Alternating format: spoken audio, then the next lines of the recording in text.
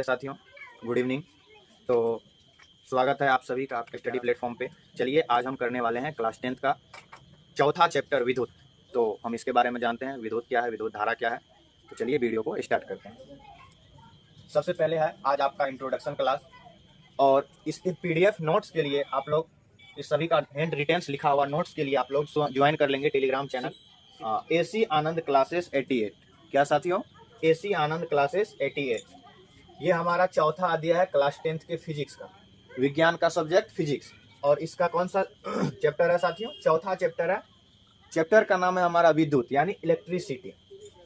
ये पहला लेक्चर हुआ आपका, इंट्रोडक्शन क्लास है। सबसे पहले हम जानते हैं विद्युत क्या है। तो सबसे पहले देखिए, आवेश के प्रवाह को हम विद्युत कहते हैं। आवेश क्या? चार्ज, यानी जो इलेक्ट्रॉन हमारा होता है, जो इलेक्ट्रॉन हमारा प्रवाहित होते रहता है, उसे हम क्या कहते हैं? इलेक्ट्रॉन की प्रवाह की दर को हम कहते हैं आवेश, और आवेश के प्रवाह की दर को हम क्या कहते हैं? विद्युत। क्या कहते हैं साथियों? विद्युत। समझिए, सबसे पहले हम जानते हैं घर्षण विद्युत। क्या जानते हैं साथियों? घर्षण विद्युत क्या है समझिए। जब किसी दो वस्तु को आपस में रगड़ा जाता है, कोई भी हम अगर दो वस्तु ले ले, पत्थर ले ले, ईंट ले ले, इत्यादि कोई भी वस्तु ले ले, और उस दो वस्तु को परस्पर हम एक दूसरे पर रगड़े, तो रगड़ने से क्या होगा? रगड़ कर विद्युत उत्पन्न किया जाता है, तो उसे हम क्या कहते हैं? घर्षण विद्युत कहते हैं। जब भी दो वस्तु को आपस में रगड़ कर विद्युत उत्पन्न किया जाता है तो उसे हम घर्षण विद्युत कहते हैं। चलिए अब हम आगे जानते हैं। घर्षण से विद्युत आवेश की प्राप्ति होती है। किसकी प्राप्ति होती है साथियों? घर्षण से विद्युत आवेश की प्राप्ति होती है। प्राप्ति होती है। अब समझते हैं हम आवेश क्या है। देखिए, जब दो वस्तु के बीच घर्षण होता है, कितने वस्तु के बीच साथियों? दो वस्तु के बीच घर्षण होता है तो आवेश की उत्पत्ति होती है। जब भी हम किसी दो वस्तु को आपस में बीच में घर्षण कराएंगे तो वहां जो हीट उत्पन्न होती है उसे हम क्या कहते हैं? आवेश कहते हैं।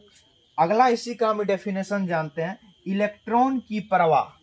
जब इलेक्ट्रॉन, फ्री इलेक्ट्रॉन किसी भी चीज में मौजूद होते हैं, किसी भी चीज में यह पहले से उपस्थित रहता है, और जब हम इसमें करंट की फ्लो करते हैं तो इसे एक दिशा मिल जाता है।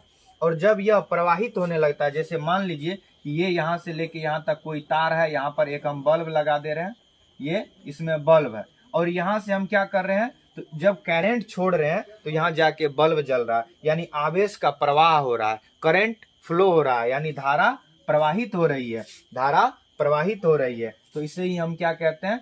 कह सकते हैं इलेक्ट्रॉन की प्रवाह की दर को हम आवेश कहते हैं। इसे देखिए साथियों, छोटा q यानी capital Q, sorry small q से इसे दर्शाया जाता है। छोटा q से इसे दर्शाया जाता है। किस q से साथियों? छोटा q से। इसका SI मात्रक कूलाम होता है, जिसे हम C भी लिखते हैं। यानी आवेश का SI मात्रक क्या होता है साथियों?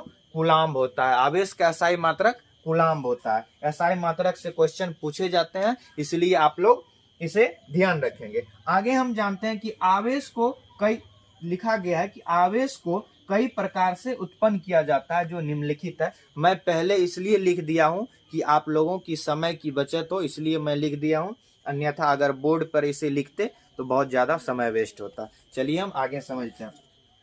पहला विधि है घर्षण विधि, यानी जब हम दो वस्तु को आपस में रगड़ेंगे, घर्षण कराएंगे, पहला है घर्षण विधि। उसके बाद है प्रेरण विधि। अब आप लोग सोच रहे होंगे प्रेरण विधि क्या है, तो ये अभी आप लोग को नहीं पढ़ना होगा, ये आप लोग 12th में जाएंगे तब पढ़ना होगा, फिर भी मैं बता दे रहा हूँ। जैसे मान लीजिए कोई एक पॉजिटिव वस्तु है और एक कोई नेगेटिव वस्तु है, तो पॉजिटिव वाले वस्तु के पास अगर हम रखते हैं तो नेगेटिव भी पॉजिटिव हो जाता है। जिस तरह से आप लोग देखे होंगे कि जब हम किसी खेत की सिंचाई करते हैं और उसके साइड में, यानी कि बगल वाला अगर खेत सूखा हुआ रहता है, तो उसका पानी जो रहता है तो धीरे धीरे धीरे धीरे क्या होता है कि प्रवाहित होके कुछ ना कुछ उसका अंश उसके बगल वाले खेत में भी चला जाता है। ठीक उसी प्रकार से जब कोई इलेक्ट्रॉन पॉजिटिव है और कोई नेगेटिव है, तो उससे क्या होता है? तो धारा इसके संपर्क में आते ही ये भी क्या होने लगता है? तो ये भी पॉजिटिव होने लगता है। ये भी क्या होने लगता है साथियों? पॉजिटिव होने लगता है। आगे चालन विधि, एक दूसरे के संपर्क में ना होते हुए, इस एक तो हम समझ गए कि उससे प्रेरणा लेके ये अपना काम करने लगा। अब देखिए चालन विधि क्या है साथियों। जब एक दूसरे के यह संपर्क में आता है तो ठीक इसी प्रकार, जिस प्रकार से यह इससे प्रेरित होके यह क्या करता है, तो यह प्रेरणा लेके विद्युत उत्पन्न कर देता है। ठीक उसी प्रकार से जिस प्रकार से आप लोग देखे होंगे कि अगर अपने पेन या कंघी को अगर आप अपने बाल में ऐसे रगड़ कर छोटे छोटे कागज के किसी टुकड़े के पास सटाएंगे तो वो क्या होने लगेगा, तो वो इलेक्ट्रॉन वो उसमें घर्षण के वजह से क्या होने लगता है, तो वो उसे अपनी ओर खींचने लगता है। अगर मान लीजिए आप किसी चुंबक को, किसी लोहे को किसी चुंबक के पास सटा के रखिएगा तो कुछ देर के लिए चुंबक के जैसा ही व्यवहार करने लगेगा, लेकिन वो चुंबक नहीं हो सकता। आई होप कि यहाँ तक आप लोग को अच्छा से समझ आया होगा। अगला हम टॉपिक करने वाले हैं विद्युत आवेश। कौन सा साथियों? विद्युत आवेश।